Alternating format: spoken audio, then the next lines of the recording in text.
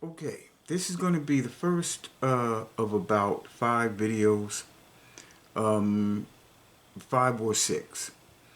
I realize every time I post a video that I'm being misunderstood. And I think people assume that my view of the martial arts came at an advanced age. But if I was younger, my view would be different. Actually, my view was forced upon me through a series of situations that I will talk about within the 4 or 5 videos. But I want to say this to people who are younger than me. I realized that I needed to stop doing jump spinning back kicks when I was still able to do jump spinning back kicks. I realized I needed to stop doing tornado kicks when I was able to do tornado kicks. So the idea that many of you may have, well, Safe Karman talks about um, being basic in your technique, or he talks about training in such a way that you're not fantasizing about what martial arts actually is. Well, maybe he's coming across that way, maybe he's talking that way, or maybe he believes that because he's up in age, because he's 64, right?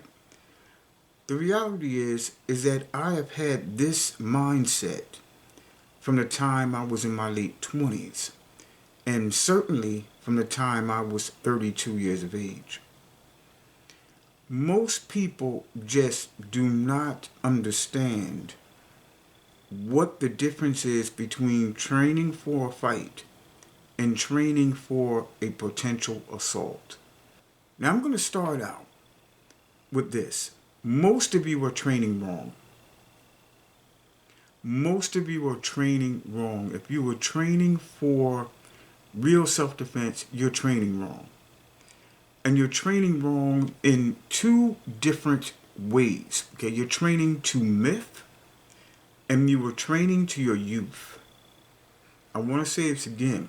Most of you in the martial arts, and I mean most of you, don't think it's not you, because I hear a lot of people talking about self-defense and I hear terms like stand up. I hear people talking about self-defense and I hear people saying, well, in preparation for self-defense, you're going to a Brazilian Jiu-Jitsu school. Okay? Not a no-gi Brazilian Jiu-Jitsu. You're not no-gi Brazilian Jiu-Jitsu. That's not it. They're going to a gi Brazilian Jiu-Jitsu school, and you're starting on the ground. Okay? I mean, most of the people that tell me that they are training in Brazilian Jiu-Jitsu, they do not understand what my issue is. My issue is not with Brazilian Jiu-Jitsu. My issue is the fact that you were training in an academy that is preparing you for Brazilian Jiu-Jitsu tournaments, and you think you're being prepared for street fights. And it's not anything close to being the same. So you were training, one, to myth, and you were training to your youth. And this is why you were training wrong. Now let's start with myths. Number one, so many people still believe that every fight or most street fights end on the ground. It's totally not true. It is totally not true. Most street fights do not end on the ground. Whenever the ground comes up, okay, when anyone lands on the ground, there's usually one person being knocked out. It's usually one person being knocked out, or one person falling to the ground and someone trying to kick their brains in. But this idea that you go to the ground and somebody jumps into your guard and they post up, and put their hands ever so neatly on your belt or on your hip to keep you from being able to move your hips, and you kind of can go for a kimura from that position on concrete or in snow or something of that nature. It's absolutely false, and yet you people continue to believe it. It is a fact that most street fights do not go to the ground. Most do not. Okay? But you believe that it's true. Next, even in the UFC, many of you were training with this myth in mind that many fights end with a submission. Not true. 18% of MMA fights, only 18% end with a submission. Okay? 18%. But you train as though 80% of MMA fights end with a submission. And even if you're training for self-defense, you were still training in Brazilian Jiu-Jitsu, right? You're still training in it with the mindset that most fights end in a submission. Not true. In MMA, across the board, whether it's UFC, whether it's Bellator, whether it's the PFL, right? Whatever it is, 18% end in submission. That's it. Most fights end in stoppages. The guy just can't go on. The next problem with how most of you were training is you were training to your youth. Okay? Many of you are training in a way that is going to leave you a victim when you get older. As you get older, you were training like you're always going to be 20, or you're training as though you're always going to be 30. And that's a problem, because as you get older, you will probably slow down. God forbid you may have some kind of ailment. That happens as you get older. And if you are spending your time perfecting techniques that you need ultimate flexibility to pull off, if you were spending your time working on techniques that you need youth, then this is irresponsible. It's irresponsible. And most of you are training to your youth. The way I train today at 64 is the way I trained when I was 30, because I was training specifically for a certain type of attack. I was training specifically for a certain type of a situation. Most of you, again, are training to your youth. Now, of course, you can do it.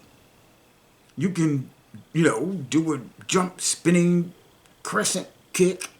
You can do a cartwheel and jump up and do a kick. You can do a cartwheel and a somersault and a loop-de-loop and punch somebody with a Superman punch, probably. But you're not going to be able to do that in 20 years. You're not going to be able to do that in 30 years.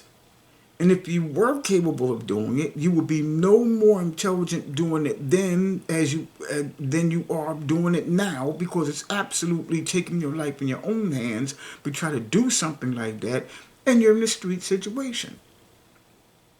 So the reality is you were training wrong.